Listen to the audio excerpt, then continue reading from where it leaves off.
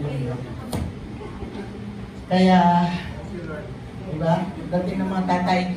Timpla ka nga ng kape dyan. Uri mga tsinelas ko. Ako, baka utos. Kala mo, silang hari. Hallelujah. Praise the Lord. Mga nanay, hindi lang yan nagsasalita, hindi lang nagreklamo. Ayan. Pero, mga tatay, huwag niyong hahayaang mapuno ang inyong mga kanya-kanyang asawa. Kasi kapag kami napuno at nag-burst out kami, bibilangin namin sa inyo lahat, isa-isa. Mulat doon hanggang sa kasalukuyan.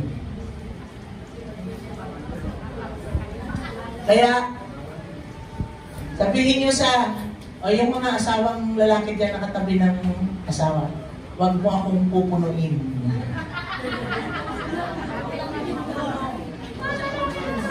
Huwag mo akong pupunuin.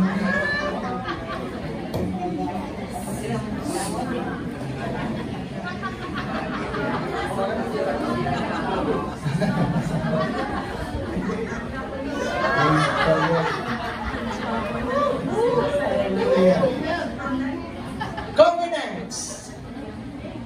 Pag-aralan natin ang mga covenants.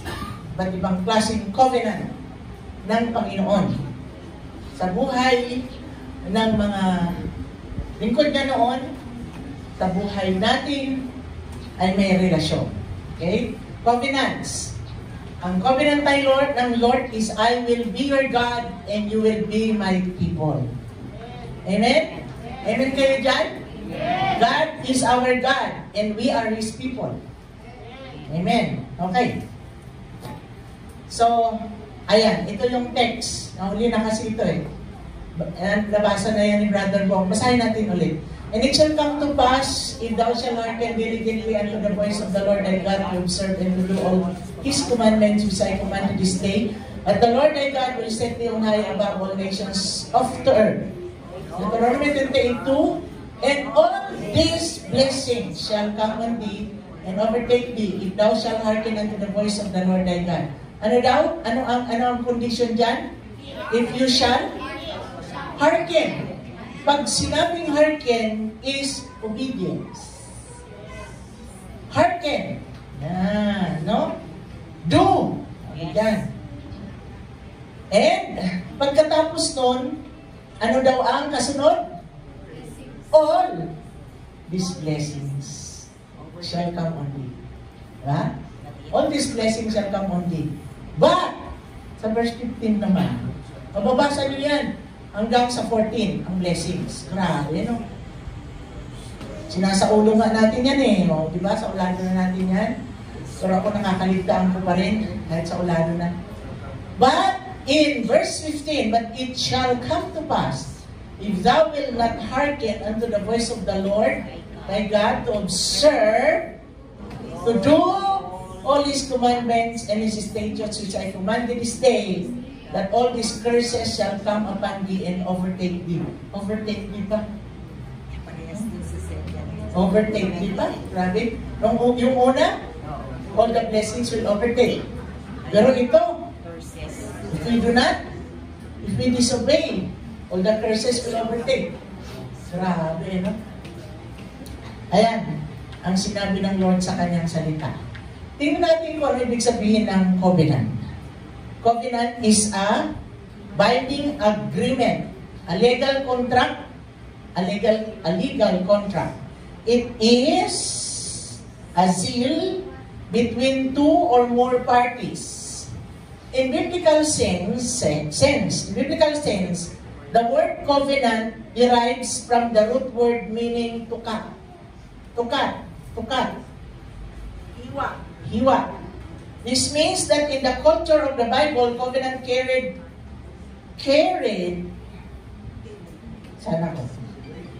weight and was often cut or sealed in blood. Ang biblical covenant ay dinatatakan nila ito ng dugo. Kaya there is power in the blood. Ano? tinatatakan nila ng lubuyan. A sacred agreement or promise, often between God and humans, outlining conditions and blessings. Ano daw ang covenant? Outlining conditions and blessings. Yan. So sa covenant pala, madalas may mga kondisyon. At kapag natupad ang nagawa ang kondisyon ay it will follow blessing. Ayan, here are now the different kinds of covenant. Tingnan natin. Okay. In the Garden of Eden, the first covenant that God has promised is the Adamic covenant. The covenant of God to Adam. This covenant known as the covenant of works was a promise made by God to Adam and Eve in the Garden of Eden. If they obeyed God not to eat, anong utos? Not to eat from the tree of knowledge of good and evil, they would live eternally, walang kamatayan. Walang kamatayan. At saka, walang kahirapan. Walang problema. Walang stress. Walang Jollibee. Walang Chowking. Walang McDo. Walang inasal.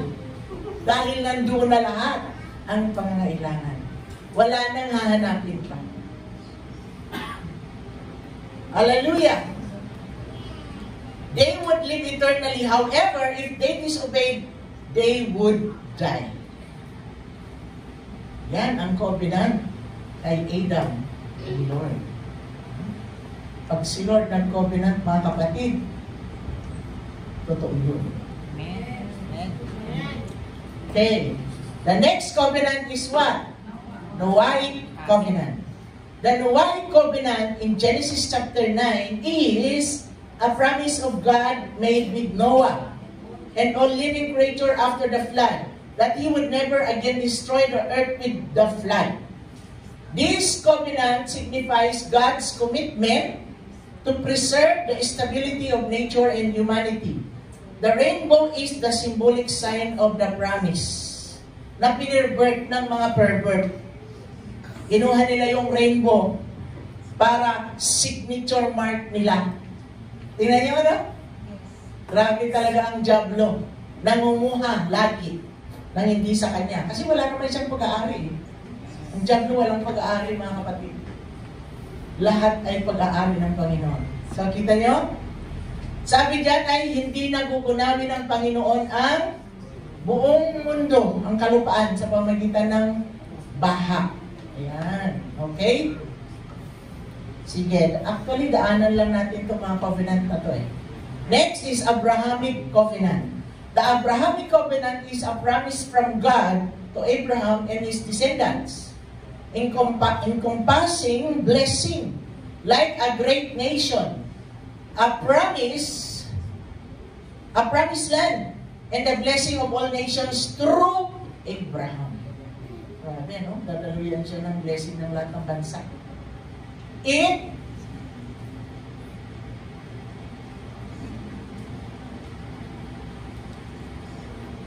It is a significant event in both Judaism and Christianity. Judaism, yung mga Jews po. And Christianity.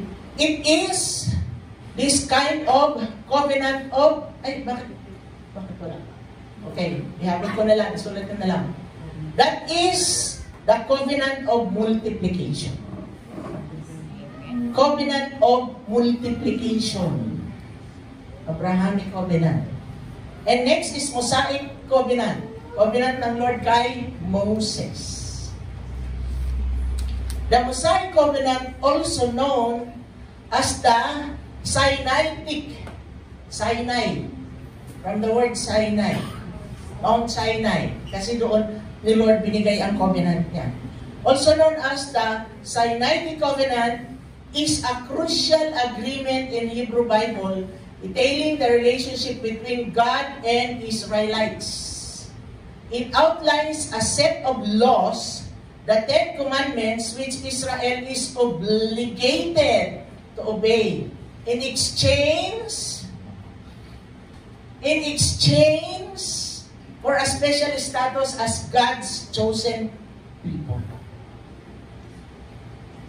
This covenant is conditional, meaning blessing and curses are linked to disobedience or to obedience or disobedience, as in Deuteronomy chapter 28, yung binasa natin kanina.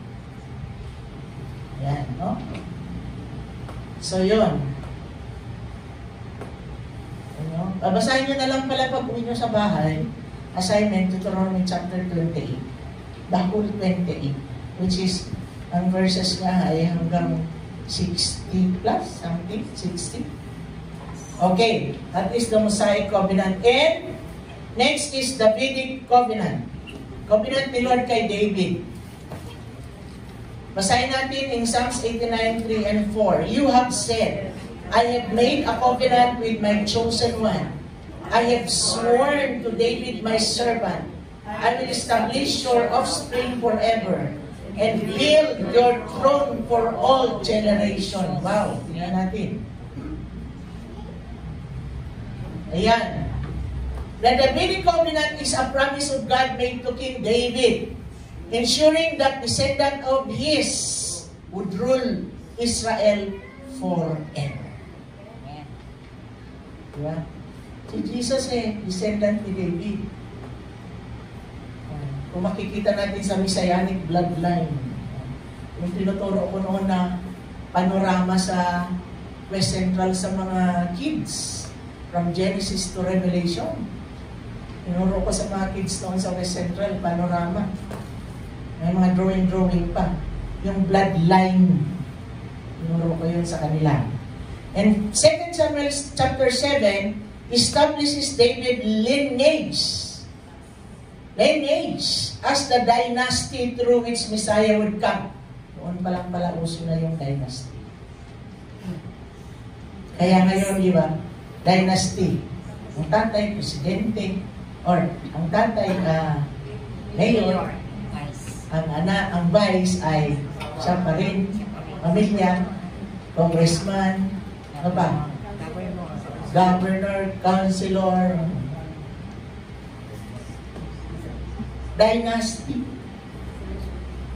Pero itong ginawa ni Lord na dynasty, tama ito. Kasi ang dynasty ito ay righteous dynasty. Amen? Hindi katulad ngayon na kahit na ano man ang ginagawa ay andun pa rin yung dynasty. Ang daming mga taong nalideceive. Daming mga taong sumusuporta kahit kitang-kita na lantaran na ang mga ginagawang hindi tama. Diba? Pero andun pa rin yung mga ibang taong deceived, blinded, na mga taong walang takot sa Diyos. Mga pinunong walang takot sa Diyos at mga taong walang takot sa Diyos. Okay. So yan ang pangako niya kay David. And let's now come to, explain lang itong topic ko. The New Covenant. The New Covenant. The New Covenant is a promise from God to humankind through Jesus Christ. Through Jesus Christ, offering forgiveness of sins and restored relationship with God. Grabe, no? Ito yung pinaka importante sa lahat-lahat. Pero lahat importante ha, pero ito ang pinaka talaga. Because this is forgiveness of sins and restored relationship with God. Jesus is the mediator of this covenant. And His sacrifice on the cross is the basis for its promise. Diba? So, siguro pinanood niyo ulit yung The Passion. Sino yung mga nanood ulit ng The Passion? The Passion of Christ. Ay wala na, kasi sa ulado na natin yan. Ha? Sa ulado na natin, kasi sa ilang beses na natin na panood. Kaya hindi na natin kailangan panoorin. Grabe yun, no? Hindi lang dugo ang tumitilamsik, kundi pati mga laman ng Panginoon ang tumitilamsik. Dahil totoo daw po yun, na ang pumalo sa kanya ay may mga kawit sa dulo. May mga bakal na kawit sa dulo. Totoo daw po yun sa tunay na pangyayari.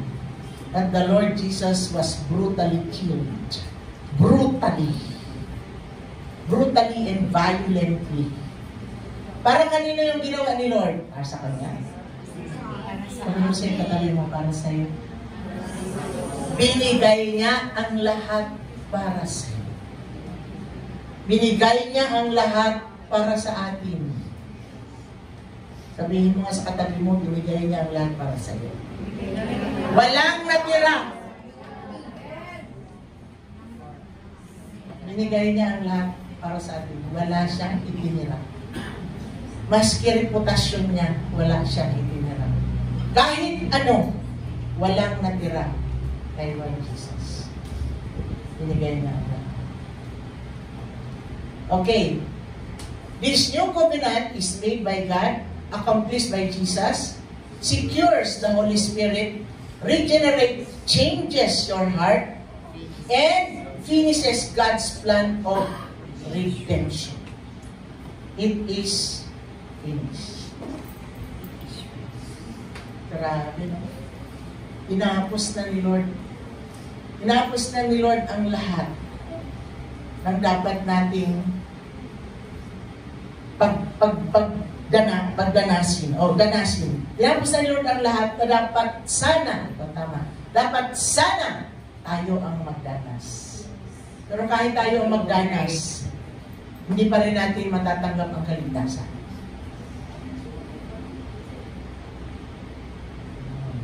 Okay? And now, let's come to covenant of prosperity through different methods. Basahin natin. Covenant through different methods. Okay. Biblical, altogether, biblical prosperity is based on the principle of wholeness. God brings prosperity to our lives so that we might share that prosperity with others. Next, biblical prosperity is having our needs met so that we can be a blessing to others. Ano daw? Blessing. Binibigay ng Lord sa atin ang lahat ng kailangan natin para ano daw? Hindi para maging mayabang. Hindi para maging puro akin. Akin lang.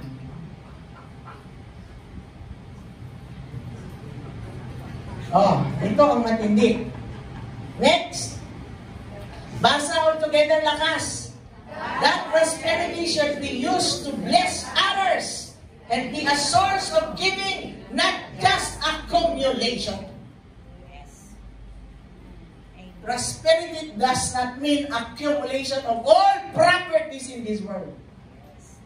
But prosperity is sharing to others, especially in the work of the Lord. Kapag ang prosperity para sa iyo is to accumulate, ang tawag sa taong yun, you are selfish. You are greedy. Selfish and greedy. Yung taong puro accumulation lang.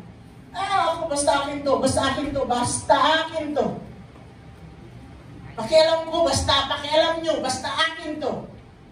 That is greediness. That is selfishness.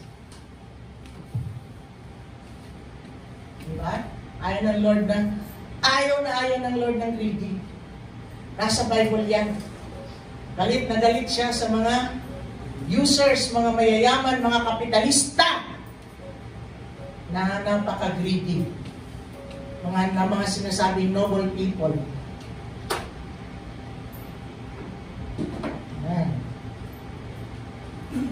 Kaya tayo pinagbabala ng Lord, hindi dahil para marami tayong accumulation ng mga kayamanan. Kaya tayo pinagpapala ng Lord to share it because we are a blessing like Abraham. The Lord will bless nations through Abraham. Amen. Praise God. Gets natin? Yes. Okay, gets natin. Hallelujah! And here comes methods. Number 1 method is basa. Tithing. Test me in this, says the Lord Almighty. Tithing. This is the covenant of protection from devourer or from pests. Covenant of protection from pests, sa mga peste, sa mga devourer. That is the covenant of protection ng Lord. Tithing. Ayan. Yung iba ayaw niyan. Tithing. Tithes lang ha, ayaw pa. 10% lang ha, pero ayaw pa.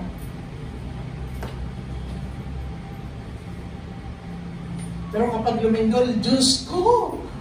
Diba? Iligtas mo kami.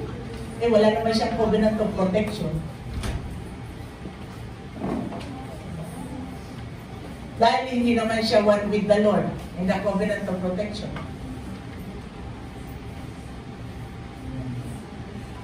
Yung iba nagta-tithes, 100 pesos, pero ang kita ay 500,000. Ilagay doon sa, di ba mayroon tayong ano? Mayroon tayong form. Ilagay, 100 pesos tithes. Pero hindi siya nagsasabi ng totoo. Ilagay niyo, mabibless. Mabibless ba ang taong ganon? Mabibless ba ang Kristiyanong ganon? Kumita ng 50,000 ang tithes. Magkano? Magkano tithes? 5,000. Pero magkano binibigay? 250. Hindi wow. 1,005. Basta may nailagay lang ako dun sa form. Ito ang tithes ko. Sino niloko? Sino ang niloloko? Si Lord ba o sarili mo? Sarili, mga kapatid. Sarili natin niloloko natin kasi hindi natin maluloko si Lord. Tama? Sabi ko nga sa mga worker, alam nyo, hindi ako nagmamalaki, pero sa totoo lang, yung mga tinitinda-tinda ko sa inyong oil, o nung ako ang mahawak ng kape, lahat computed ko yan kung magkano tubo. Halimbawa, tubo is 35 pesos. Iko-compute ko lahat yan pag naubos compute tithes. Tithes and offering. Kahit 10 piso na tithes, basta importante, totoo, may tithes.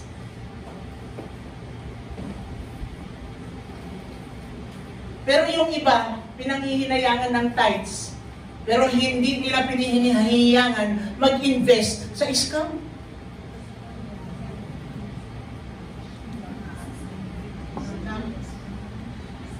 Uy, alam mo, yung pera mo, invest mo na dito lahat. Magkano bang pera mo?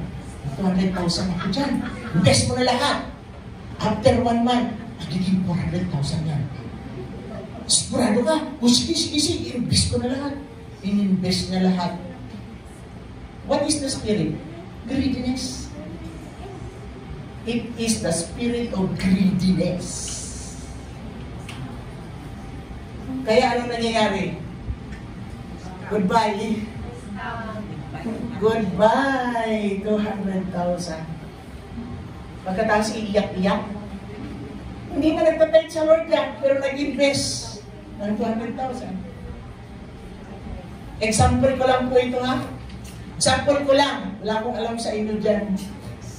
Example lang ako. Kung kayo man ay nasasagasaan, sorry, but that is the truth. The truth will set you free.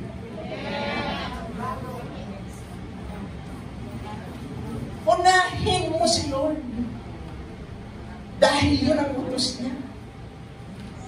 Kapag ginawa mo, ang protection na sa iyo, covenant of protection from all the peste.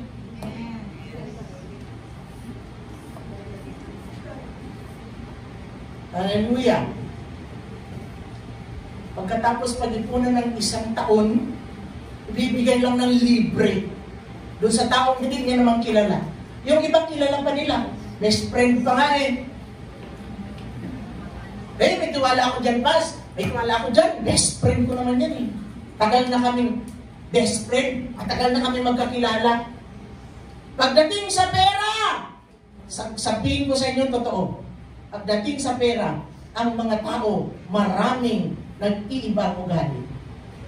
Pagdating sa pera, walang best friend. Marami pa nga mga pamilya nagpapatayan pagdating sa pera. Pagdating sa mga mana-mana. At lagi kong sinasabi ito dito sa pulpito, ang isang tao, makikilala mo ang tunay na kanyang pagkatao pag ang pinag-uusapan na ay pera. Pagdating na sa pera, doon mo na makikilala ang tunay na pagkatao ng isang tao. Lalo na tunay na pagkatao ng mga Kristiyano. Nataturingan Kristiyano. Pero pagdating sa pera, oy, ayoko nga. Ano ba naman yan? Ano na naman? Ang baga na naman. Contribution na naman. Ano ba yan? Contribution na yan. Eh, kaya man contribution kasi kakainin niya lang naman yung contribution. Pinagdayangan niya pa yung i-contribute, eh kakainin niya lang naman yun. Di ba? Katulad sa mga events natin, alam niyo ba ang contribution natin ay sapat? Akala niyo ang contribution natin ay sapat? Sorry to say, ang mga contribution hinihingi sa atin ay hindi sapat. Ang laki-laki ng inaabuno ng church sa mga events natin. Mga kapatid, that is the truth. Kaya wag mong sasabihin contribution na naman. Puro lang contribution sa pastoral. Bago ang contribution, pinag-uusapan yan sa meeting. At nag-agree ang lahat. Hello? Baka yung iba dyan parang sinusugot ng puwit. Kunyari, magpaalam ako nang ipupuntahan ako. Tandaan niyo yung mga aalis. Bantayan niyo ang mga katabi niyo. Bantayan ang mga katabi.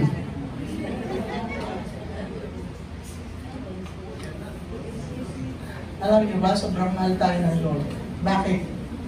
Itinutuwid tayo ng Panginoon sa lahat ng mga kamalian natin. Paano na lang kung dumating siya? Ang mga kamalian natin ay hindi na ituwid. Diba? Okay, about sa tithing, gas-gas na to eh. Basahin natin lahat. 1, 2, 3, go!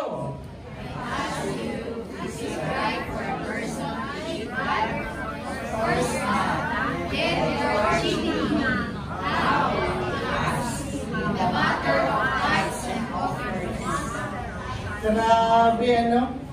I ask you, sabi ng Lord, it is right for a person to cheat God. Tama ba dayain natin ng Diyos? Of course not. Yet, you are cheating me. Yung daya niyo ako, sabi ng Panginoon, doon sa mga taong kausap niya. How? You ask. In the matter of tithes and offerings.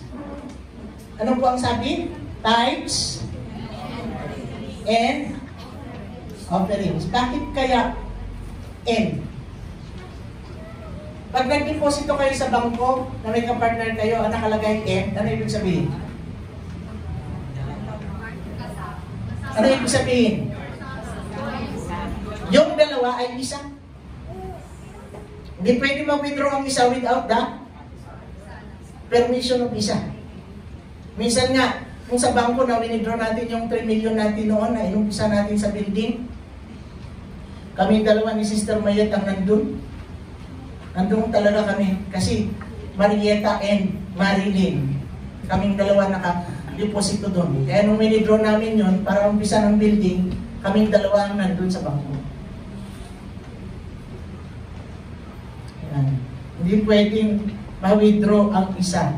And, pag sinabing and, kayong dalawa ay isa. Hindi pwede isa lang. Kaya ang tithes and offering ay 2 in 1.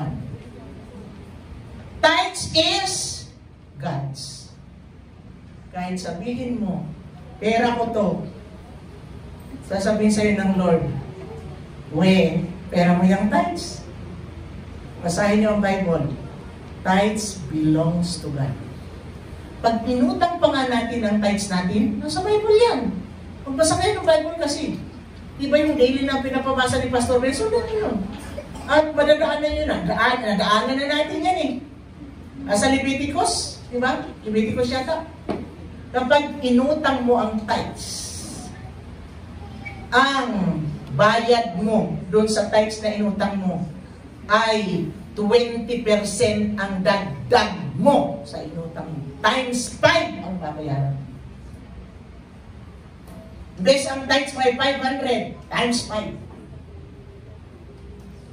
Dahil ikaw at ako ay walang karapatan na gamitin natin ang tithes because tithes belongs to the Lord.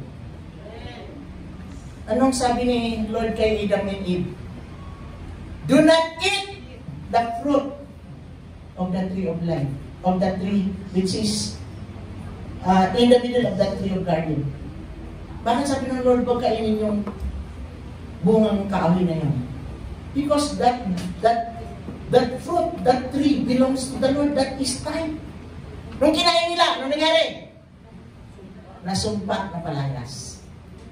Dahil kinain nila ang hindi sa kanila at pinababawal ng Lord. At ganun din sa ating tithes, mga kapatid. Hindi, try nyo lang. Ito, hahamunin ko kayo. Try nyo lang kainin ng tithes. Try nyo huwag mag-tithes.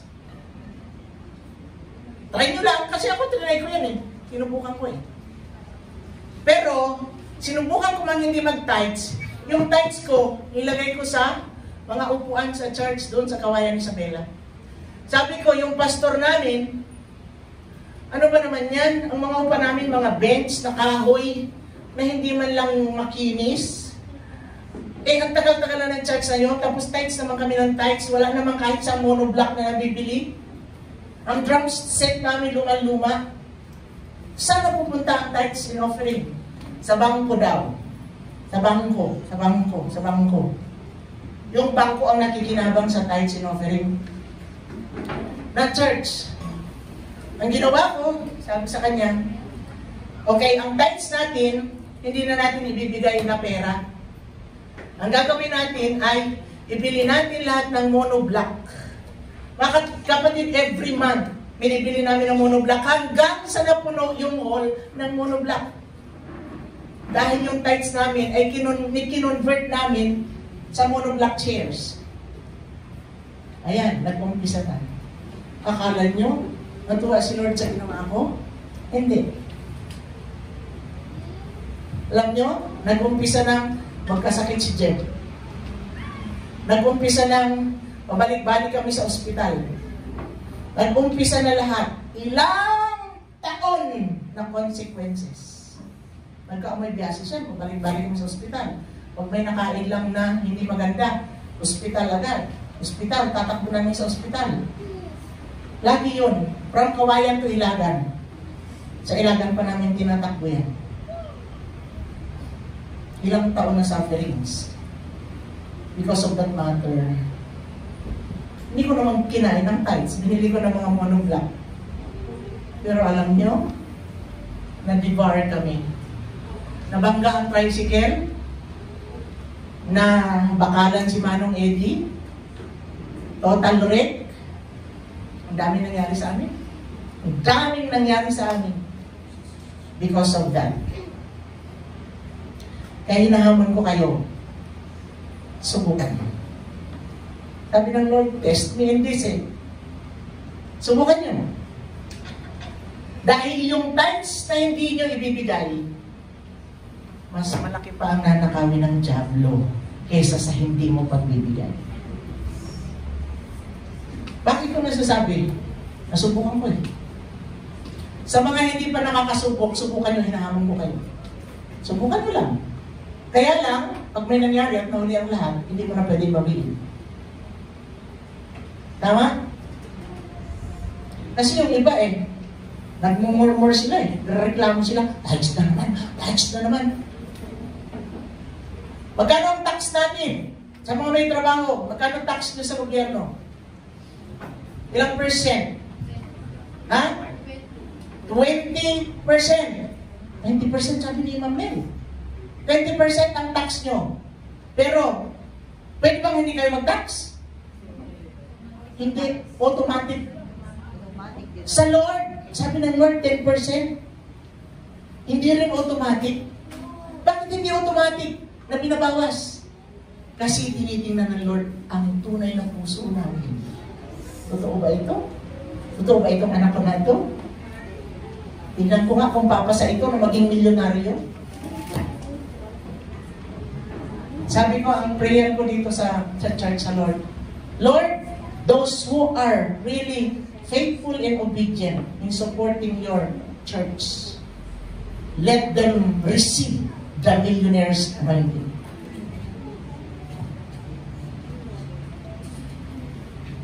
Ay prophecy sa atin dito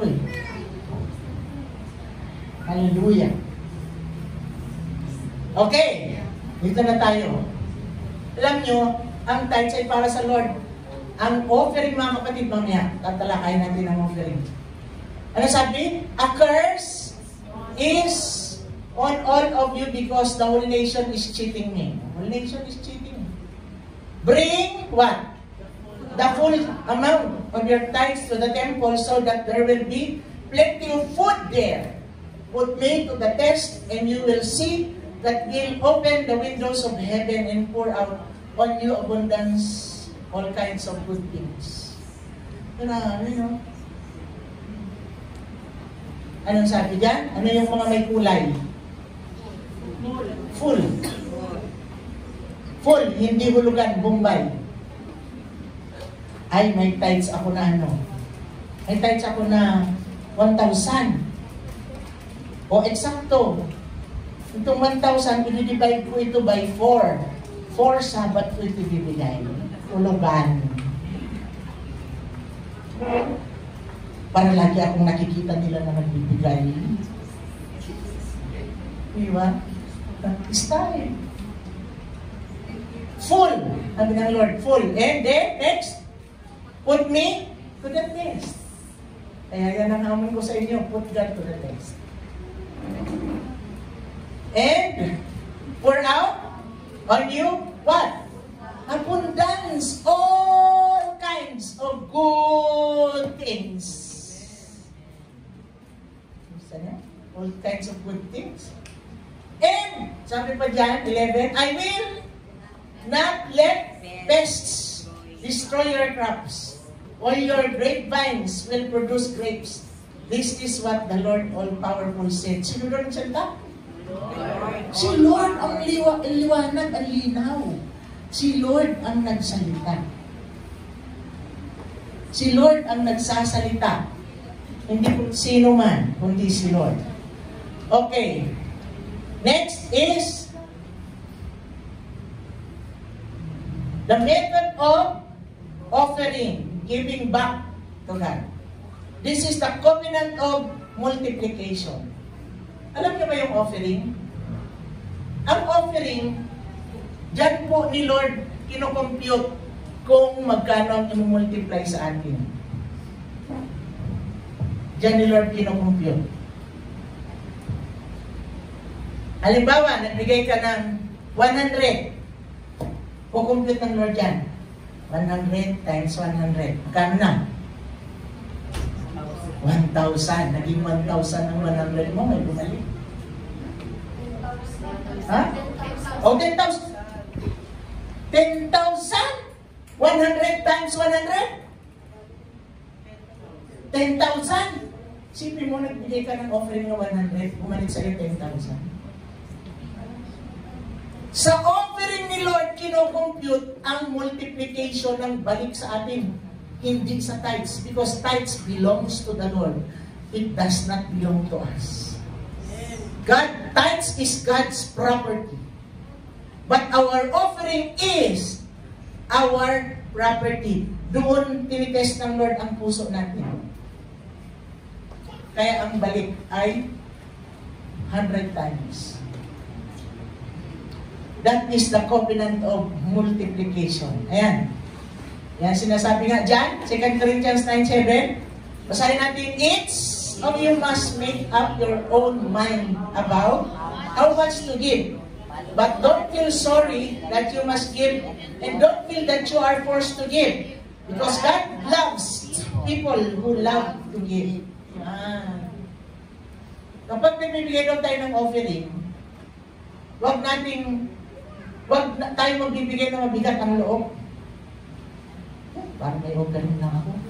Para makita yung lista nila Sister Minda at yung Sister Ines, makita nila lang lista. Manay tayo sa may offering ako. Para makita. Wag daw tayo din napipilitan lang. Wag tayo nagbibigay ng napipilitan lang.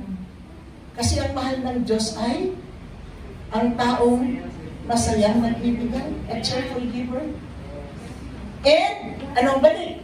Oh, 8, basahin natin, God can bless you with everything you need. More than enough to do all kinds of good things for others. Ay, grabe.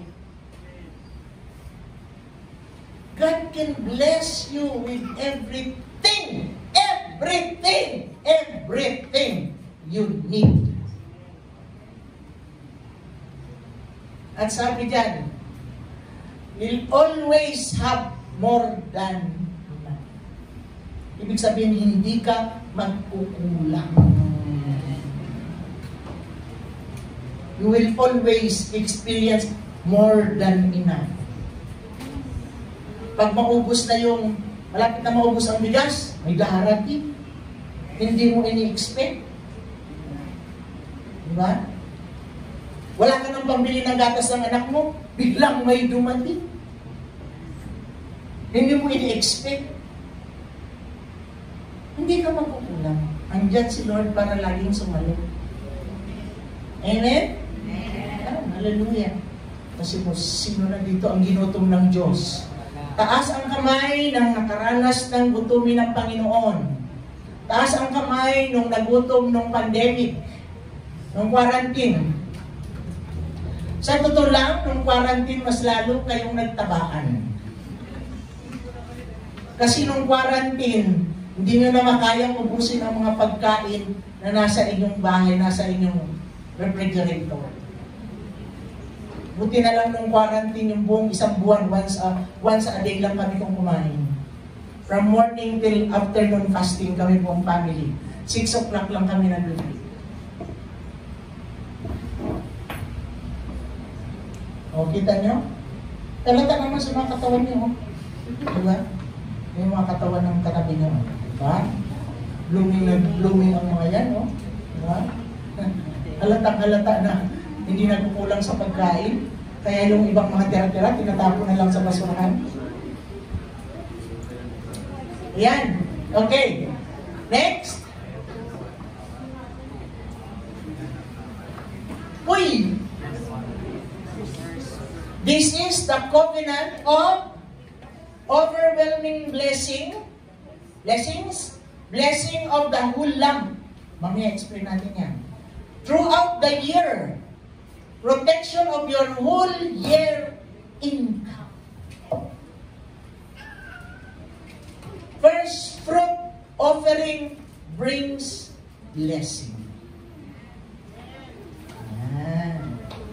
Diba nung nakaraan, ito yung mga topic-topic? Dinudugtungan ko lang kayo. Tingnan natin. Ano sabi sa Proverbs 3, 9 and 10? Honor the Lord with thy substance and with the first fruits of all your increase. Then your barns will be full of grain, and your barrels will be overflowing with wine. Sabi diyan, ano daw? Honor the Lord with the first fruit of all your increase. Ibig sabihin, sa isang buong buwan, in-accumulate mo yung isang buong buwan na yan. Yan ang first fruit mo sa loob.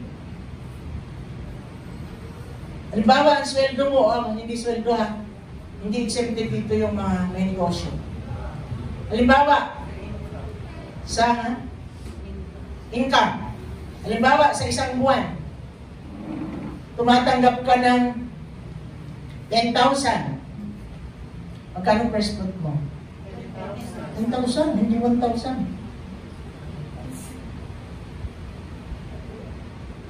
10,000 first fruit mo, buong 10,000.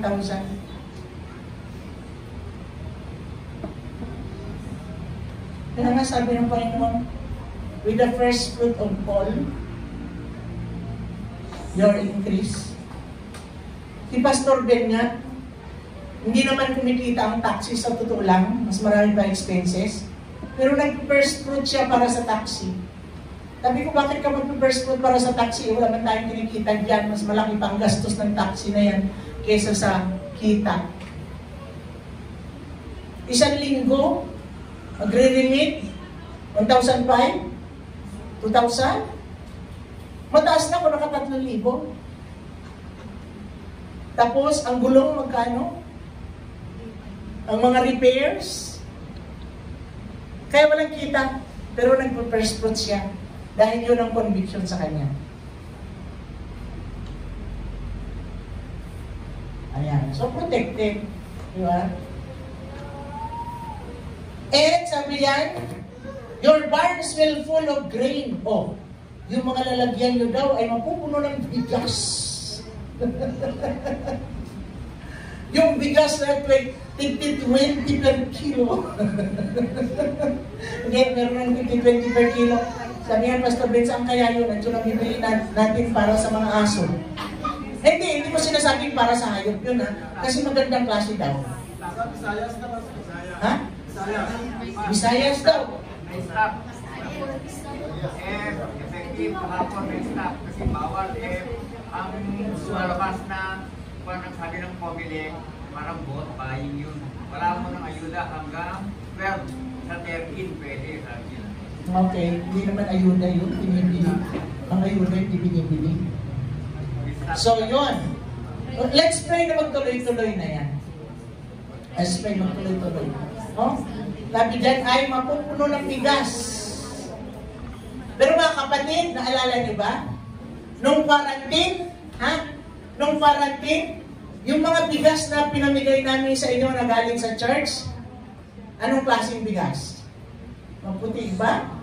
O maitim? Mga kapatid, ang pinamigay nating bigas sa bawat family ay napakaputi. Sa isang bahay, pag dalawang family, dalawang 25 kilos.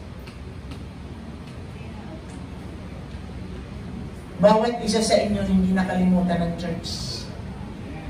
Sabi ko sa katabi mo, hindi tayo kinalimutan ng church. Sino yung hindi nabigyan noong quarantine? Yung nandito na sa church, ha? Baka bago lang kayo nandito sa church, tataas yung kamay nyo. Kasi, kung nandito na kayo sa church noon, na nag-quarantine, at talagang nandito na kayo sa church, at hindi kayo nabigyan, bigyan natin ngayon. Hindi ako nabibiro. Gagawin ko yan. Diba? After that bigas, meron pang financial ba yun? Financial? Financial. Na pinamigay.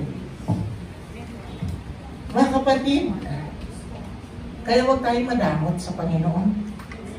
Kasi hindi tayo nakakalimutan ng Lord. Yung ibang mga church nga, walang suporta ang church nila sa kanilang anak. Pastora, may nagsabi nga sa akin, Pastora, ginawa niya nung quarantine. Oh, bakit ko kakalimutan church family? Pamilya ko yan sila. Bakit ko sila kakalimutan? Kami wala, kahit isang butil na bigas wala. Kita niyo? Sabi mo, palad mo, nandito ko sa church, na hindi nakakalimot sa'yo. Kahit sa panalangin, araw-araw. Hello. Hallelujah. And Romans 11:16, basahin natin, for if the first fruit is holy, so shall the rest be, and if the root is holy, so shall be the branches. Wow! Yan, ibig sabihin yan, giving of the first portion of your finances to God will cause all of your finances for the rest of the year to be holy.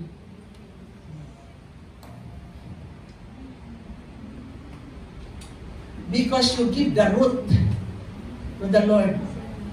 The Lord accepted it and tinuring ng Panginoon, it is holy. Your whole year income will be holy before the Lord. At ano ba ibig sabihin yan?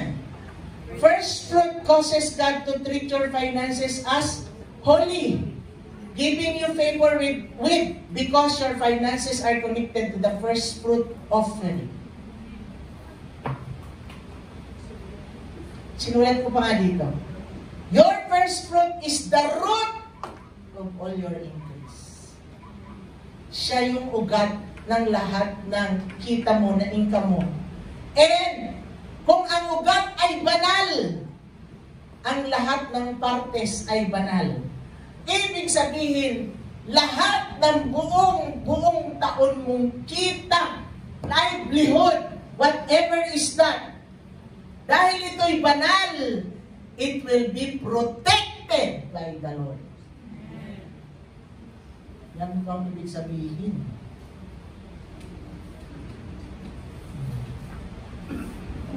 It will be protected by the Lord because it is only before the Lord. Ayan, no? Praise the Lord. And next, faithfulness and obedience.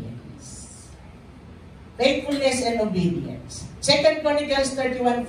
Let's all together read. As soon as the command was spread abroad, the people of Israel gave in abundance the first fruit of grain, wine, oil, honey, and all of the produce of the field, and they brought in abundantly the tithe of everything.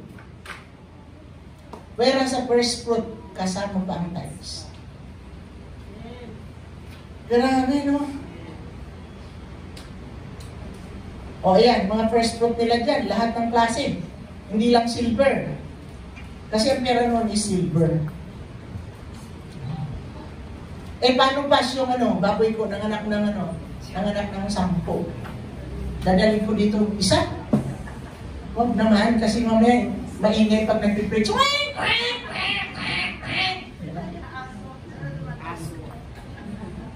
Yung kalabaw pas, magdala ko ng kalabaw. Sige, akyat mo dyan sa hagdan. Baka, kabayo, akyat mo sa hagdan.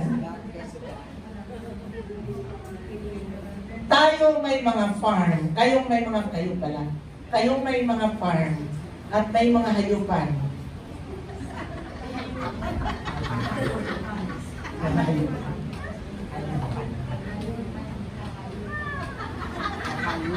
Sabi ng pastor, pinag-pray yung isang munda nila na daming alagang hayop.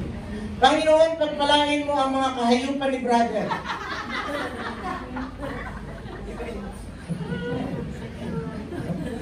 Ay, daming hayop eh. Kaya mga kahayupan. Okay. O mga kapatid, sabi dyan, noong narinig nila yung command, nag-spread ang command. Grabe sila. They give in abundance the first fruit. Grabe yung obedience nila. Hindi sila nag-question. Ano ba naman yun? First fruit na naman. Hindi sila nag-question. Hindi sila nag-murmur. Excited sila na nagbigay. And even they brought in abundantly the tithe of everything. Kaya pala sabi ng Panginoon, pagbibigay ng first fruit kasama ang tithes. Halimbawa, naintindihan ko yung first fruit niyan.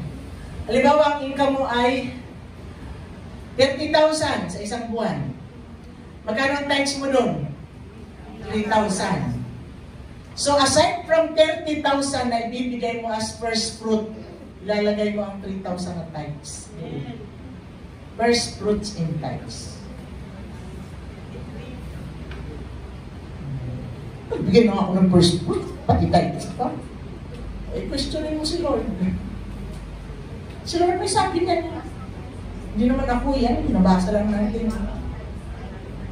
Okay, ito yung matindi. Nehemiah 10:35, basahin natin ng malakas.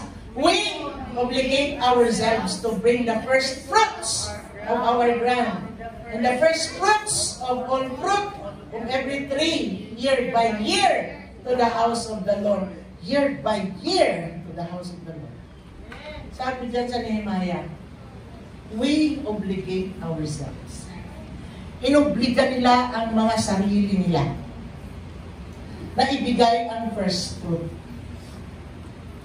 Kaya sa buhay natin, kung sila noon ay naobliga nila yung sarili nila para ibigay ang first fruit sa Panginoon, kaya din ba natin obligahin ang sarili natin?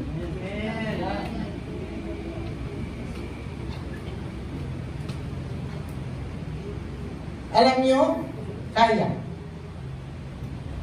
Sa totoo lang kaya. Paano magiging magaan?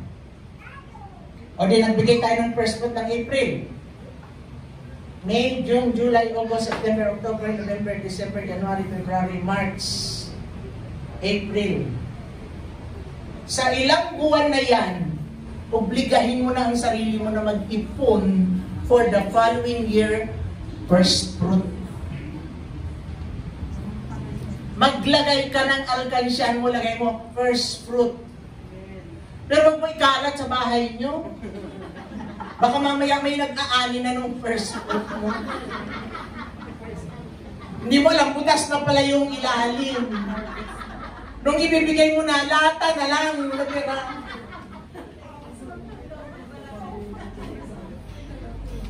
Boss, pasensya na lata na lang. Hindi ako, si Lord. Diba? Ganun po yun. Alam nyo, ganun ang ginagawa ko. Nag-ano ko ng envelope, nagay ko first fruit. Nag-uumpisa na naman ako nag-ipon. Ipon ng ipon. Ipon first fruit. Yes, Lord, mag-ipon ako ulit for the first fruit. Para for the following year, masusunod po talaga yung putos mo. Na kung kailan mo sinabing ibigay, doon ko ibibigay. Hindi kita gagawing Bombay.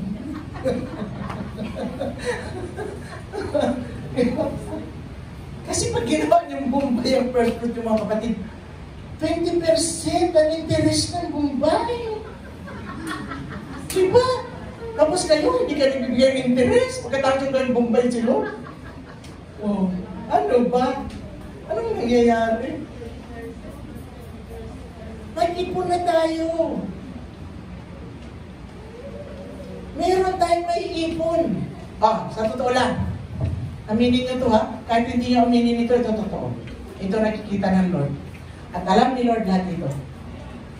Kapag bibili tayo ng mga gamit natin para sa sarili natin, cash.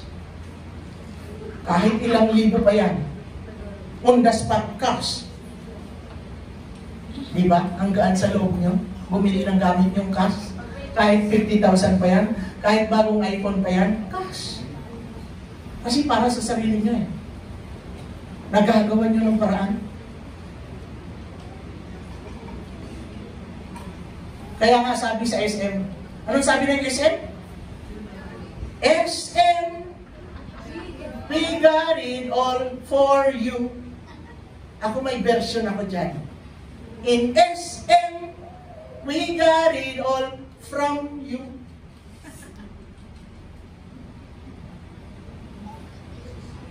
O, diba? Pag nakakita ka ng magandang bagay dun sa SM, halimbawa, bagong cellphone. Magkano to? 90,000. Babalikan kita! Babalikan kita! Promise! Babalikan kita! Gumawa siya ng paraan. Nag-ipon. 20,000. Pagbalik niya, sabi ko na, babalikan kita. Di ba? Totoo yung pangako ko. Totoo ang pangako niya sa cellphone para sa sarili niya. Pero yung pangako sa Lord, kumusta naman? Kumusta? Reality of life.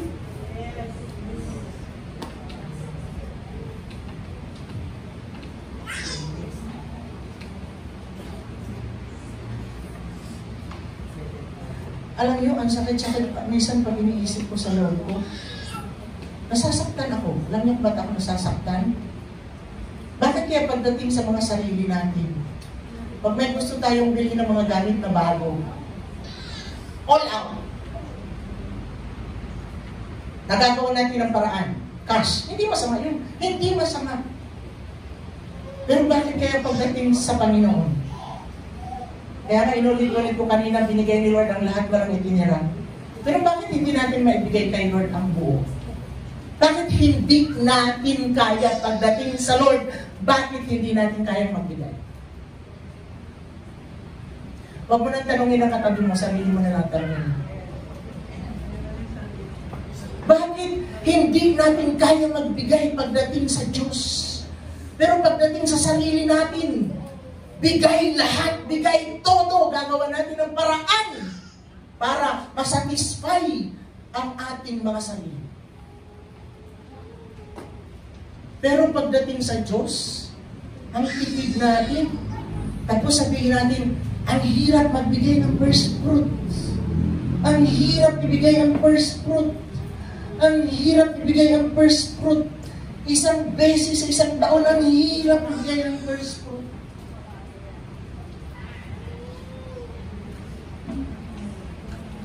Alam niyo, sa ibang churches, quarterly sila kung mag-first fruit. Sa ibang churches, twice naman. 2 beses sa isang taon. Pero they are all excited to do it.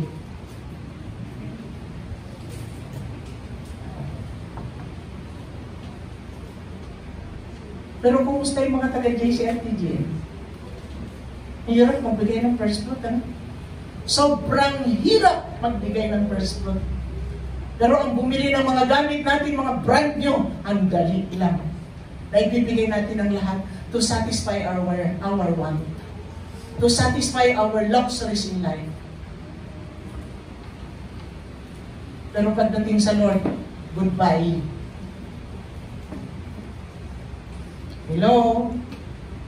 Pag nagalit na sila sa akin, di ba, mamaya kumain na lang kayo ng marami. Sa Shabat natin. May bawal. Ha? May bawal. Ikaw wala. I-share natin yung meron sa atin.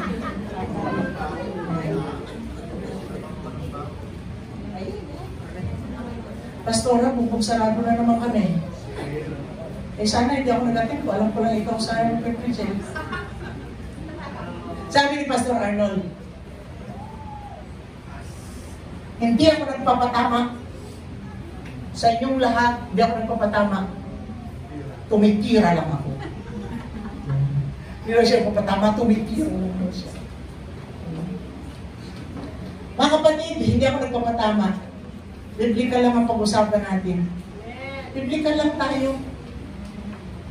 Dito sa church, once a year lang ang first fruit. Kasi yun ang sinusunod ko. Biblical. Hindi ako gumagawa ng panibagong doktrina. Mahirap gumawa ng bagong doktrina.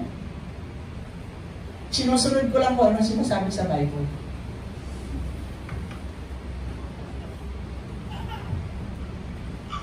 Lungkot nyo lahat. Picturean mo nga isa-isa. Ang lulungkot nila, sana kung pinapaikot sana si video, makikita yung makalungkutan mo. Oo, sana may CCTV. Ay, pagdating doon sa bagong church, paligiran natin ang CCTV. Tingnan nyo sa Book of Nehemiah, we obligate ourselves. Hindi mahirap gawin. Hindi mahirap ibigay if we will obligate ourselves. Because it is our covenant with the Lord. Si Lord ang nagsasabi. Si Lord na walang itinira lahat sa sarili niya, ibinigay niya ang lahat para sa atin. Kumusta naman tayo? First fruit lang hindi natin maibigay.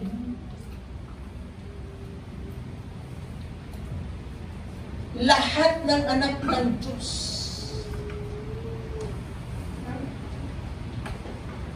Huwag tayong maging selfish sa Panginoon. Pagdating sa Lord, huwag tayong maging selfish. Dahil pagharap natin sa Panginoon, makikita natin ang mga ginawa natin.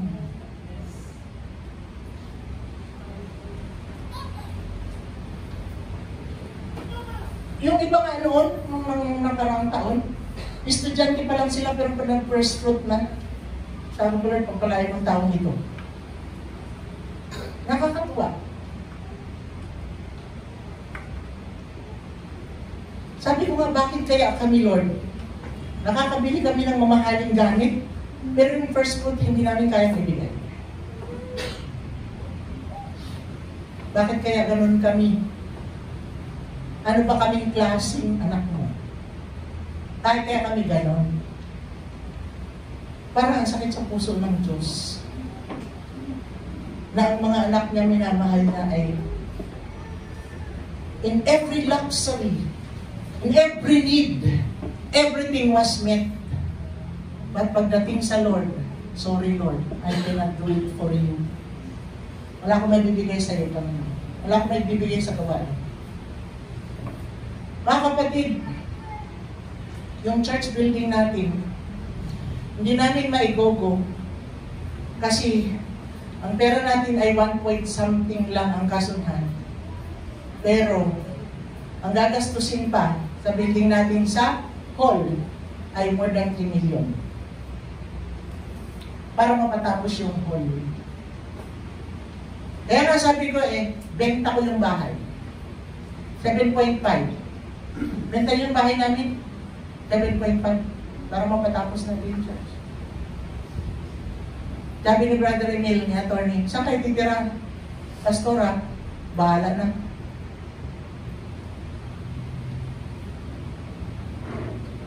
Oh, seryoso ako. Kung may bibili ng bahay namin ay 7.5, no. Bakit 7.5? Kasali ang 3 aircon, kasali ang king's bed, kasali ang ref namin na parang aparador, brand new. Kasali ang washing machine namin na 12.5, brand new. Kasali ang heater sa CR. Marami pong kasali na gamit.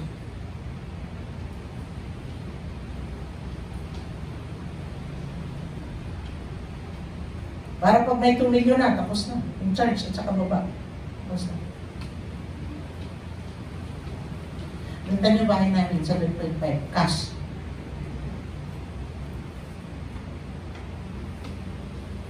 Para matapos ang charge natin. Kung kailangan magsakripisyo para sa Diyos, si Lord naman nagsakripisyo sa atin. Magsakripisyo naman tayo kahit konti para sa Kanya.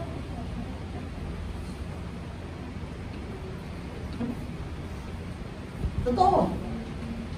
May pupunta sa bahay, willing siya na bayaran ng bahay namin ng 7.5 cash. Bigay ko agad. Para matapos na agad yung building. Hindi ako nagduduro.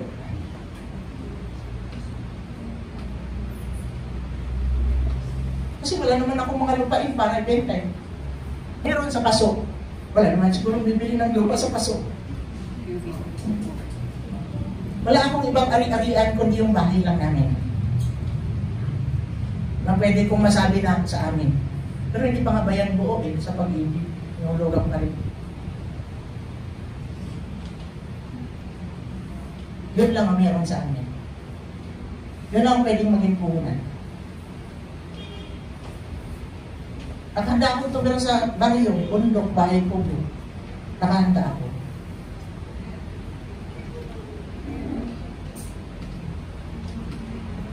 Alam niyo, si Lord walang tinira para sa atin na. Wala siyang itinira.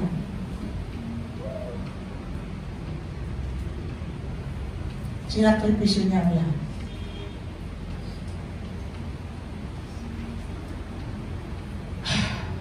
Sabi ko, kung ako palang sana maraming ari-arian doon, wala sanang problema. Hindi ko lang alam kung pumayag yung financer na kakausapin ni engineer na i-finance yung pagpapatapos ng charge hall natin.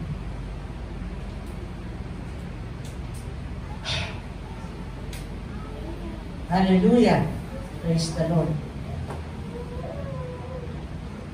Let us obligate ourselves. At mag-extend tayo ng konting extra mile na sakripisyo lang for the church. Konting sakripisyo lang for the church. Ha? Oo, siyempre. Actually, yung pension ni Pastor Ben siyempre monthly yun, parang yun na yung income. Hanggang sa pension, pati ako, laki ng pension ko, alam niya, laki ng pension ko, 3,000 monthly. Diba, laki?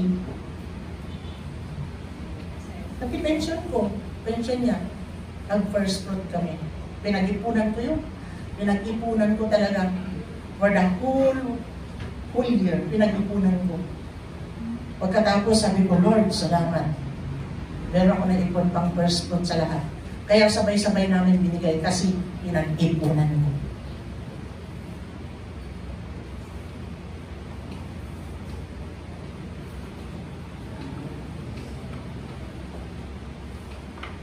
Ang pagbibigay ng first fruit ay hindi payabangan. Ang pagtatithe ay hindi payabangan. Kaya nga sabi ng isang kapatid, Paps, paano yung pension ko? Kung magkano ba yung pension ko? Yun ba yung ibibigay kong buo para sa first fruit? Oo naman. Kasi monthly mo natatanggap yun. Yun ang parang monthly na sweldo mo. Praise the Lord. Hallelujah. Yan.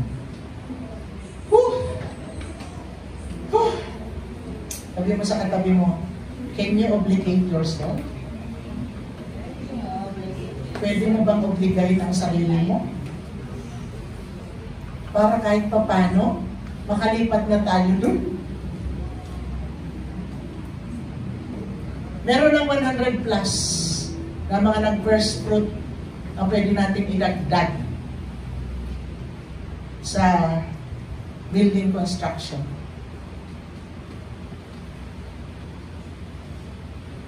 At from the first fruit ay meron din tayong naibigay na tulong ila Brother Wilson Laguer.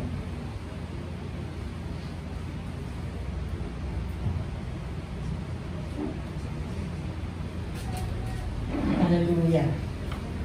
Pero sabi na, may nagsabi sa akin, selfish daw ako. Thank you.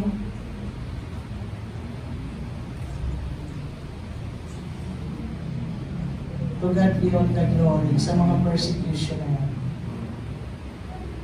To God be all the glory sa mga salitang masasakit na naririnig ko laban sa akin. To God be all the glory. Ganyan talaga. Ganyan talaga, di ba? Baka kayo, pag kayo man lang ganunin baka manampal agad kayo Hallelujah! So, kunting sakripisyo lang. Faithfulness and obedience. Okay. Jeremiah 2 verse 3. Basahin natin. Israel was holy to the Lord, the first fruit of his harvest. All who ate of it incurred guilt. Disaster came upon them, declares the Lord. Ala. Ano daw? Kapag kinain ng first fruit, ano daw? Guilty ka. Kapag kinain mo ang first fruit, guilty ka.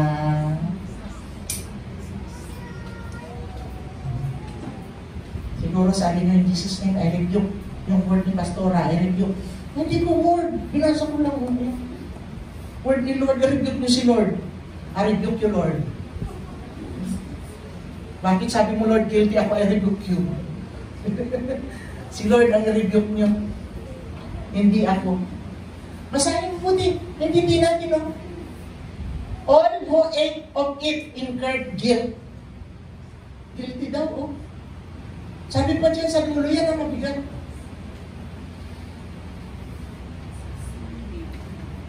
Ayoko nang basahin. But, sabi ba? Merong but eh. Isaiah 61:7, sabi, instead of your shame, there shall be double portion. Instead of dishonor, they shall rejoice in their land. Therefore, in their land, they shall possess a double portion. They shall have everlasting joy. If you obey, if you give your first fruit, instead of guilt, instead of disaster, you will receive a double portion. You will possess a double portion. Because first fruit is holy before the Lord. Sino nagsasabi? Si Pastora? Lord. Si Lord. Okay. Basahin natin yung blue.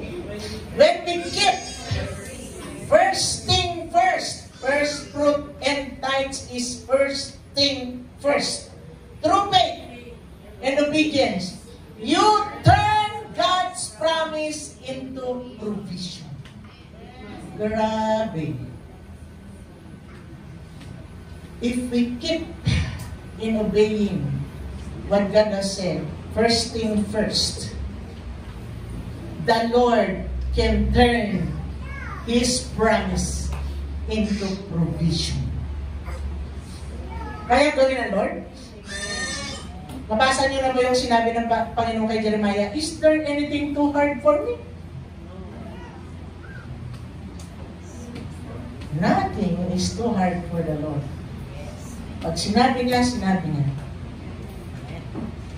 Okay. And it must be offered. Basahin natin. It must be offered once during each cycle of harvest, which was surely in biblical time, called the Feast of First Fruit, called Shabbat. The Feast of First Fruit called Shabbat.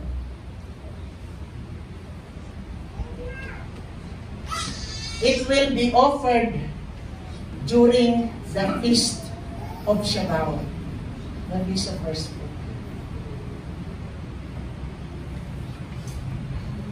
Kaya, mga kapatid, gusto ko lang sabihin sa inyo, hindi po ako nakikipag-bargain sa Lord.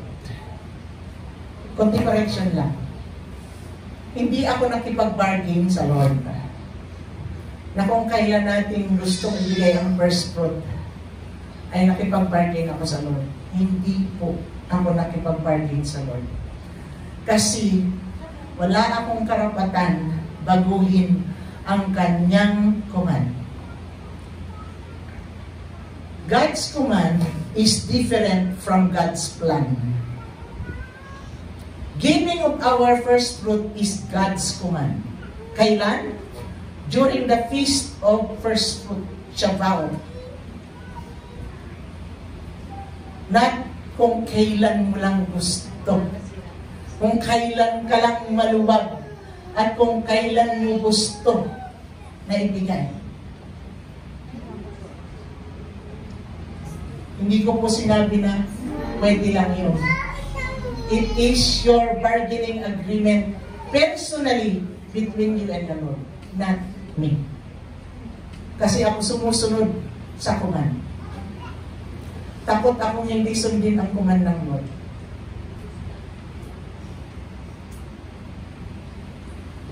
Kaya talagang I obligate myself para mag-ipon. I obligate myself. Dahil hindi ko pwedeng baguhin ang commandment ng Lord. Ang plano ng Lord ay pwede nating baguhin. pwedeng magbago ang isip ng Lord. Katulad nung sabi niya, wawasakin ko ang Sodoma at Gomorrah. O di ba nakipag-bargaining agreement si Abraham? Lord, di paano kung may 50 na nananalangin? Hindi ko wawasakin for the sake of 50. Hanggang bumaba, hanggang sa, paano Lord kung 10 na lang? Hindi ko pa rin wawasakin for the sake of 10. Pero walang natagpuan si Lord, di ba? Pamilya lang ni Lot. Yung asawa niya pa nga, hindi ka rin. Pero anong ginawa ng Panginoon? Niligtas sila. Pinahaltak sila, pinahila sila sa angel. Inutusan ng Lord para ilabas sila sa city. Dahil wawasakin ng Lord ang Sodom and Gomorrah na hanggang ngayon ay walang nabubuhay na kahit ano sa lugar na yun. Wasak talaga. Nakikita mo pa daw doon yung mga natuyo ng brimstone? Nakikita mo daw. I-search nyo sa YouTube. Nakikita nyo. At meron niyang, hindi ko alam kung totoo yun. May pilar na puti.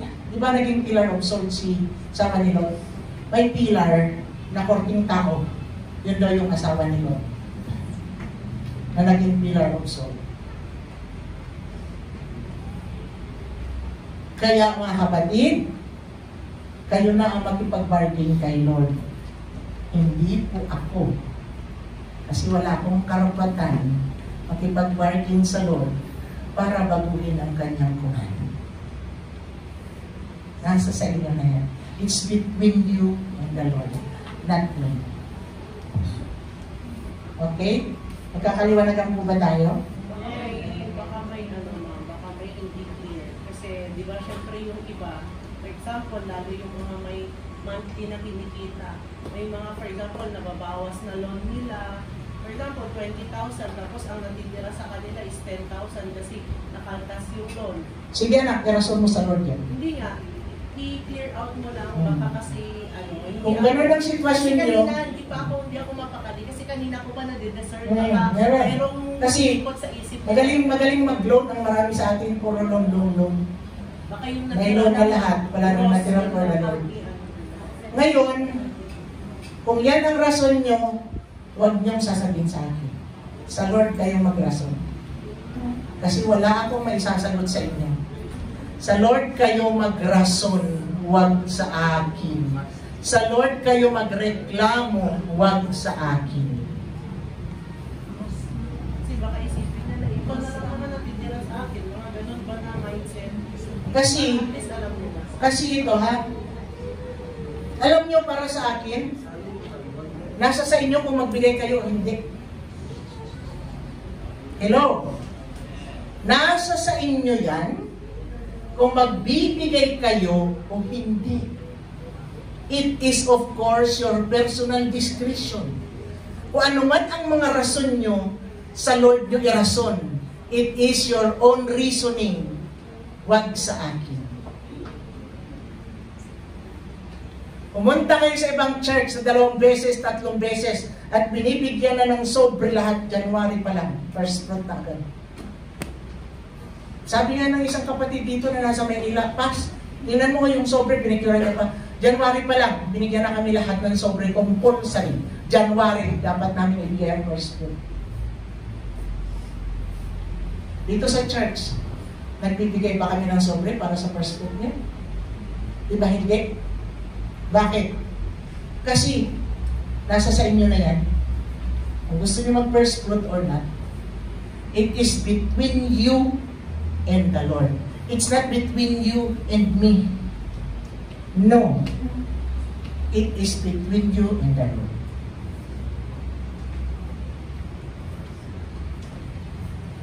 Sabi pa siguro ng iba, laki-laki naman yung first fruit na ibibigay ko. Bakit kaya mo bayaran yung binigay ng Lord? Yung laki ng binigay mo, kaya bang bayaran yung binigay ng Lord sa iyo? Kaya ni Lord, kaya nyo? Kaya natin? Kaya natin bayaran yung binigay ng Diyos sa atin? Kahit ipako pa tayo sa krus, hindi natin kayang ibigay, bayaran ang binigay sa atin ng Lord. Hindi. Wala sa kalingkingan. Alam niyo, pag umuwi natin sa bahay natin, sa kanya-kanyang bahay, ito ang gusto kong gawin niyo. Just evaluate yourself. Every one of you, just evaluate yourself. Evaluate yourself. Lord, gaano ba katotoo ako sa iyo? Lord, gaano ba ako katapat sa iyo? Evaluate yourself. Hindi ako ang mag-i-evaluate sa inyo kasi hindi ko kayo totoong kilala. Pero si Lord, totoo niya tayong kilala. Kaya bahala ka na mag-evaluate sa sarili mo at si Lord mag-evaluate sa iyo.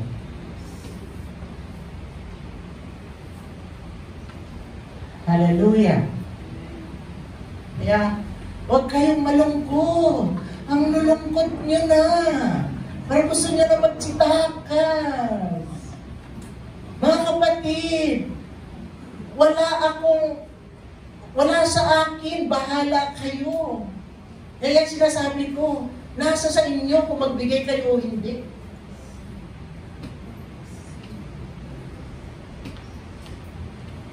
Hello? Nasa sa inyo kung magbigay kayo o hindi.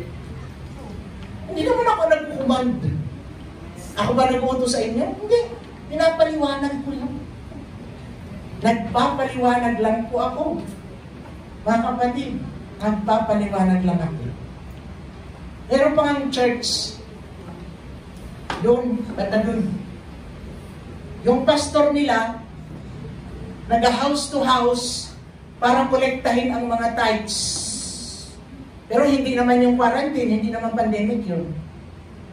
Nag-house to house para mangolekta na ng tithes. Hindi ko alam kung saan niya ginagamit. Bakit siya nangungulekta? House to house. Diba? Yung iba naman, na pastor, sa'yo, 500,000. O sa'yo, 200,000. O sa'yo, 1 million. O sa'yo, nakalista. Yung iba naman, hindi lang 2 ang offering basket. Hindi lang 3. 10 hanggang 20. Iba-iba ang pangalan. Mission, tithes, offering, pledge, lahat na. Banggitin mo na lahat. Pangalanin mo na lahat. Lahat yun, dapat maglalagay ka dun. Lahat. Lahat. Dapat yung 10 na basket, yung 20 na basket, lalagyan mo lahat yun. Dito, may nakikita kayong ganyan? Tanong, may nakikita kayong ganyan dito? Wala.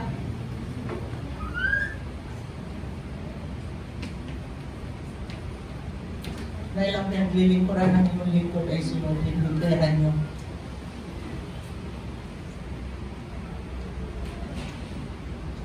Kaya huwag sasabihin na kami nabubuhay sa tithes. Kung meron man magsabi na ganyan na kami mabubuhay sa tabubuhay lamang sa tithes, magpalit tayo ng pwesto. Sa'yo na lahat ng tithes. Ikaw na gumawa ng pinansyal, ikaw na magpalakad ng church na to, ikaw na lahat. Para wala kang masabi.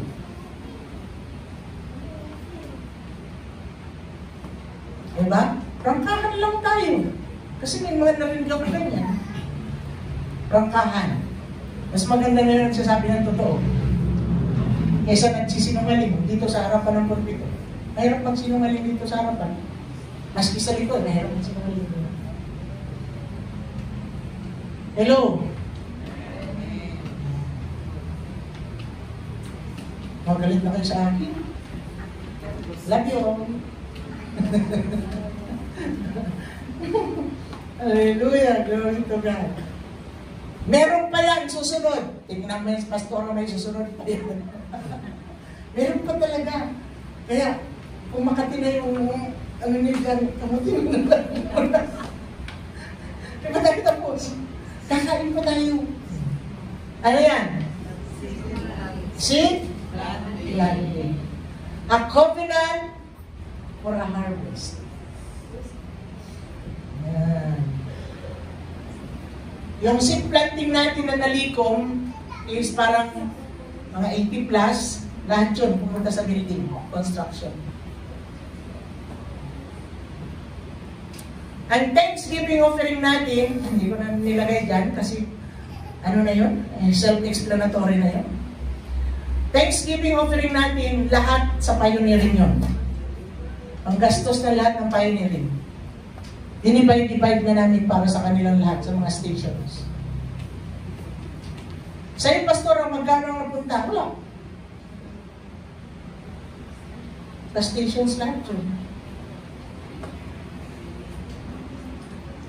Ayan. Okay? Ayan. So next. Ayan natin. 2 Corinthians 9:6. Basahin natin. Remember this. The one who plants few seeds will have a small harvest. But the one who plants a lot will have a big harvest. Wow. That is seed planting. Pag malaki daw ang tinanim mo, malaki rin ang aanihin mo. Alangan malaki ang tinanim mo, tapos kung bilang ang aanihin mo. Unfair yun, di ba? Alangan din na maliit ang tinanim mo, pero malaki ang aanihin mo. Kasi pati yung kapitbahay na lupa mo, inanin mo na. Malaki ang tinanim mo. Pero, ano naman sa ating ganyan? Di ba? Genesis 8:22. While the earth remains, seed time and harvest, cold and heat, summer and winter, and day and night shall not cease. So, kita nyo? Sabi diyan, as long as may lupa, as long as may church, seed time and harvest ay hindi titigil. If we want a continuous harvest, do not stop planting. Amen? If we want a continuous harvest, do not stop planting. Alam nga naman, tumigil ka na mag-plant, isang taon ka na hindi nagpa-plant, pero may inani ka. Paano kaya yun? Di ba? Yun, okay. Next. Dito tayo. O gusto natin ng continuous harvest, keep on planting.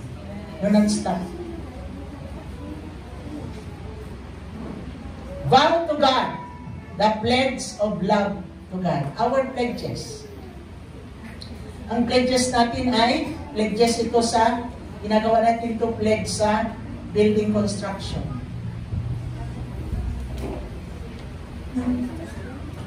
Magkano na ulit tayong gastos ngayon?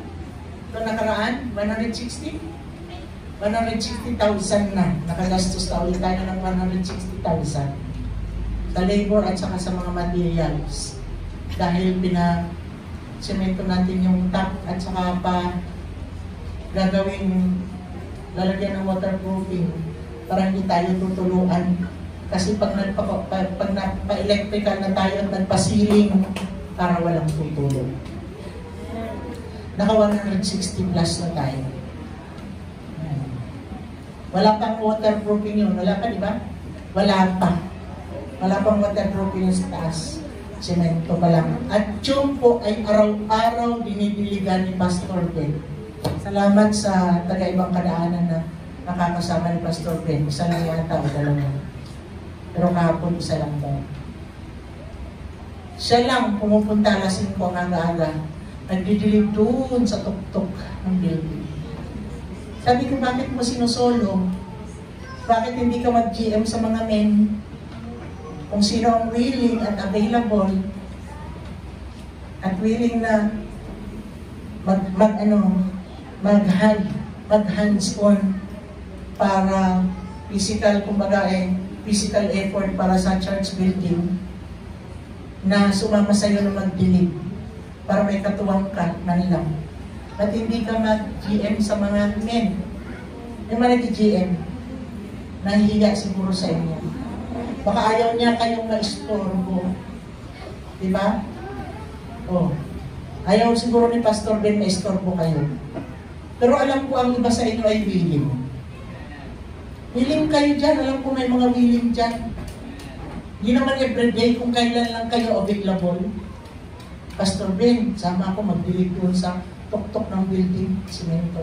Kasi after ilang pagkatapos ng healing, 1 month daw yung healing. Ay, healing pala ang simento. Ha? Curing pala, curing. Ginagamot pala yun. Pagkatapos nun, curing, lalagay na tayo ng waterproofing. Magkano ang isang galon ba o isang container? 4,000 plus. Ha? 60,000 plus pa sa materials lang. Wala pa ang labor. 60,000 plus pa sa waterproofing, wala pa ang labor. Yun. Kaya, kung meron sa iyo dyan, mga men na available, willing man lang na i-expect ang kanilang mga kamay, ang effort, para sa ating tahanan na church, ay i-approach nyo lang si Pastor Ben. Kasi yan lang ang araw-araw nagpupunta. Lasing ko. Punta na. Hindi araw-araw. Eh, bakit lagi araw-araw ka? Pag galing mo sa evangelism, eh, doon ka na punta na rin. Nagbabaon ka pa nga ng damit. Eh.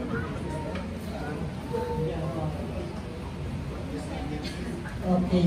Ayan, nakasama ni Pastor Ben itong dalawang kabataan na ito sa daanan. Okay. This is, the pledge is, covenant of man to God to give an extra mile to God's word. Yeah. Covenant of man to God to give an extra mile to God's word. Ayan, tayo mga nag-pledge noon para sa building, salamat sa mga nagpapatuloy pang nagbibigay ng pledge. Pero yung manamatay na ang pledge of love nila sa Lord, pasensya. Sorry. Pero para sa akin, sabi ko Lord, hanggang hindi tapos ang building, tuloy-tuloy dapat tayong nag-pledge. Okay. Extra mile to God's word. Ayan. Giving a pledge to God, basahin natin. Giving a pledge to God is a solemn promise or commitment, often involving financial giving or other acts of service made to God as an expression of gratitude, faith, or a desire to be more obedient. It is an act of trusting God for all your needs. Yeah. So yan ang pledge, no? And the pledge is our vow. At sabi sa Ecclesiastes 5:4, if you make a promise or vow to God, keep your promise. Don't be slow to do what you promise. God is not happy with fools. Give God what you promise to give Him. Ayaw daw ng Lord yung mga nangangako na hindi tinutupad. Basahin ko sa Tagalog yun. Ang Tagalog nito, grabe. Galit na galit ang Diyos sa mga nangangakong hindi tinutupad. Nagyayabang lang. Basahin niyo yan sa Tagalog. Basahin niyo sa Tagalog para kayo mismo makabasa niyan. Ecclesiastes chapter 5, verse 4. Hanggang pababa. Na nakalagay pa doon, galit na galit ang Diyos sa mga nangangakong hindi tinutupad. Ganun ang nakakasaan mo sa Tagalog. Dito sa English, medyo mababaw pa eh. God is not happy with fools. Fools pala yun, no? Fools pala yung mga nangangakong hindi tinutupad. Fools pala yun. And, next. Ay, salamat. Masaya na sila. Conclusion na. Hallelujah. Buti na lang, conclusion na. Hindi na ako tatamaan. Alam nyo, mahal tayo ng Panginoon, tinutuwid lang tayo kasi mahal niya tayo. Sino bang anak ang hindi tinutuwid ng magulang? Kapag itinuturing tayo ng Diyos na anak, itutuwid tayo ng Lord. Alam nyo daw, meron akong napanood na mga testimony. Ang church daw na hindi nagpipreach ng kasalanan, hindi nagpipreach ng repentance, hindi nagpipreach ng holiness, hindi nagpipreach ng correction, hindi yan tatanggapin ng Panginoon. Dahil hindi sa Lord ang mga ganong klaseng churches. Eh tayo kompleto, Ricardo, lahat-lahat, pinipreach natin. Diba? Sumatay ng Lord. Covenants involve, basahin natin. Covenants involve conditions or requirements for those who seek the promised blessing. Ayun. May requirements, may condition para doon sa mga umaasa sa pagpapala ng Lord. Numbers 23:19. Basahin natin. God is not like people who lie. He is not a human who changes his mind. Whatever he promises, he does. He speaks and it is done. Grabe si Lord, no? Sabi niya, no? Kung ano ang pinangako niya, gagawin niya. Kung ano sinabi niya, mangyayari. Kaya pala sabi sa Isaiah 55:11, sabi ng Lord, so shall my word be that goeth forth out of my mouth, it shall not return unto me void, but it shall accomplish that which I please, and it shall prosper in that thing whereto I sent it. Yan ang sabi ng Panginoon. And therefore, Isaiah 1:19-20. Basahin natin lahat. If you are willing and obedient, you will get the best from the land. But if you resist and rebel, you will be devoured by the sword, for the mouth of the Lord has spoken. Sino doon nagsabi? The mouth of the Lord has spoken. Mga kapatid. Amen? Lahat ng binasa natin na salita ng Diyos yun. Kaya, si Lord ang kausapin niyo. Huwag ako. Amen? Kasi hindi ko masasagot ang mga katanungan nyo, hindi ko rin masasagot ang mga excuses nyo. Kasi hindi ko alam ang sasabihin ko sa inyo. Si Lord ang tanungin nyo para direkta kayong kausapin ng Panginoon. Pero mag-ingat sa mga boses na maririnig nyo. Kasi baka mamaya may boses ang dyablo na marinig kayo. Katulad na lang halimbawa ng isang dating nandito sa atin noon na sinisingil siya ng utang ng isang kapatid natin dito.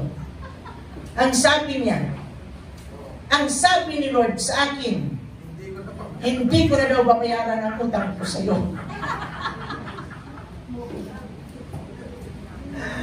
Alam nyo, sa bigla ako at nagalit ako, galit sa kanya, bigla ako. Sinuntok ko yung stage kasi nakaupo kami dyan sa stage. Iba ang Diyos mo sa Diyos natin, sa Diyos namin. Iba ang Diyos mo sa Diyos namin. Ibang Diyos ang sinasabi mo, hindi si Jesus Christ. Kasi sabi sa Book of Hebrews or Romans, owe no man to anybody. So yun. Baka mali ang boses na marinig nyo, ha? Mag-ingat kayo. Baka mali ang boses na marinig nyo. Alam nyo, ang sikreto, para sigurado na si Lord ang kausap nyo. Ang mga masiselan nyong tanong, sa isip nyo lang itanong. Huwag nyo sasabihin sa inyong bibig. Sa isip lang. Kasi ang diablo hindi nakakabasa ng isip. Si Lord lang. The devil is not omniscient ba yun? All-knowing. The devil is not all-knowing. But God is our all-knowing God. Amen? Amen? Hallelujah. Okay po ba kayo? Amen. Tanong ko sa iyong katabi, okay ka ba? Ayan, sabi ng Lord sa kanyang salita, I will wound you, but I will heal you. So, sugatan ko kayo, pero pagagalingin ko rin kayo. O, diba? Sinugatan tayo ng Panginoon ngayon. Mamaya sa Erev Shabbat, pagagalingin tayo ng Panginoon. Okay, sige. Hallelujah. Dahil ngayon ay Sabat, Shabbat Shalom everyone. Tayo lang ay tumayo at tayo ay makalangin. O, ngayon mananalangin tayo, bahala na kayong makipag-usap sa Panginoon. Sige, let's bow down our heads. Hallelujah. Heavenly Father, in Jesus' name, Panginoon, salamat po, O Diyos, sa oras na to. Alam po namin, O Diyos, na sobrang minamahal mo kami, the JCFGM family, because you are considering us as your bride. Kaya, Panginoon, alam ko po na you are preparing us for your coming, upang wala kang makitang bahid kapintasan sa amin, because your bride is spotless.